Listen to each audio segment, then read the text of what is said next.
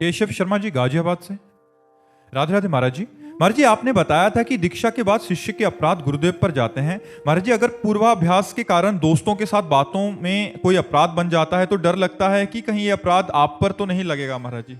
ये तो निश्चित बात है, शास्त्रीय सिद्धांत है। हमने एक ग्रंथ राधा वल्लभ जी के पीछे महापुरुष रहते थे, बहुत पुराना ग्रंथ था, वो एक तरह से जीर्ण शीर्ण था, उन्होंने हमें पढ़ाया।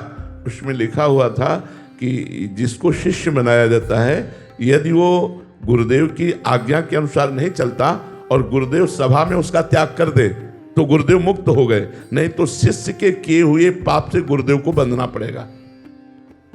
अगर शिष्य पाप करता है तो गुरु को शारीरिक दंड मिलेगा, शारीरिक भोग उसको भोगेगा, उसका पीड़ा, बीमारियां और नाना प्रकार का व्यवधान उसको लगेगा। इसलिए पूर्व के महापुरुष एक या दो शिष्य बनाते थे जो आज्ञा में चलते हैं, दो चार शिष्य बना लिए जो आज्ञा में चलते हैं, क्योंकि पता है कि मनमानी आचरण करेंगे तो भोगना पड़ेगा। हरे शिष्य धन शोक न हरई, सो गुरु घोर नरक मा परई। इसलिए शिष्य को चाहिए कि या तो दीक्षा ही ना ले, और जब दीक्षा ले तो इतना तो सोच ले कि कृपालु गुरुदेव ने मुझे नाम और मंत्र दिया है, मैं क्या उनको दुख और दर्द भेंट करूं?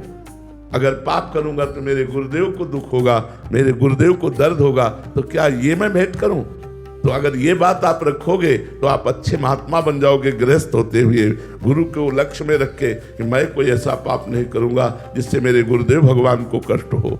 गुरुदेव भगवान को सुख नहीं पहुंचा सकता तो दुख नहीं पहुंचने दूंगा, ऐसा कोई आचरण नहीं करूंगा। और ये सत्य बात है, गुरु को भोगना पड़ता है। ऐसे तो महाराज जी हम सब तो अपराधी जीव हैं महाराज जी, आपके तो हजारों शिष्य हैं महाराज जी। तो भोग तो रहे हैं ना, सबका कल्याण हो, सबका मंगल हो, इसलिए हर परिस्थिति में लगे हुए हैं। तो ये जरूर है कि हम प्रार्थना करेंगे कि या तो शिष्य ही मत बनो, और यदि बनो तो अच्छे आचरण करो।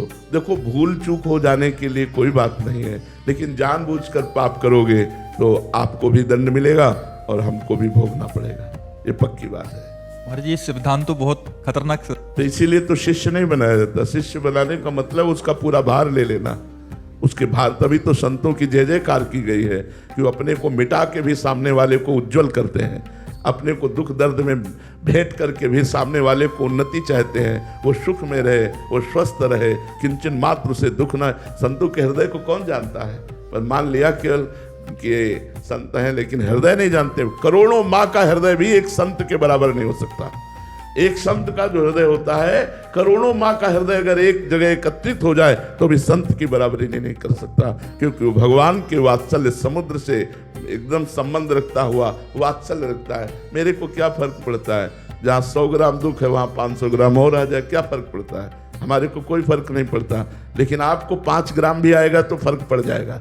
इसलिए आपको फर्क ना पड़े, आप स्वस्थ रहें, आप भजन मार्ग में आगे बढ़े। बड़े बड़े संतों के जीवन में देखा गया, उन्हें बड़ी पीड़ाएं मिली, बड़ा कष्ट पाया। तो सोचो, थोड़ा भजन करने वाले आनंद में डूबते हैं और रात दिन भजन करने वाले कष्ट क्यों सह रहे हैं? समाज का पाप, समाज के अपराधों को अपने ऊपर लेकर वो दुख भोगते हुए सबका मंगल करते। सर्वे भवन्तु सुखिना, सर्वे सन्तु निरामया, सर्वे भद्राणि पश्यन्तु माँ कश्चित् दुख भाग भवेत्। इसीलिए संतों को सब नमन करते हैं, जय जयकार करते हैं। महाराज जी, आपके तो दीक्षा वाले तो बहुत सारे शिष्य हैं ही हैं, बट बहुत सारे ऐसे भी हैं जो आपकी वाणी का लाभ उठा के अपने दिनचर्या को और अपने जीवन को निखार रहे हैं। महाराज जी, हम सब आपको क्या दे सकते हैं महाराज जी? बस नाम जप।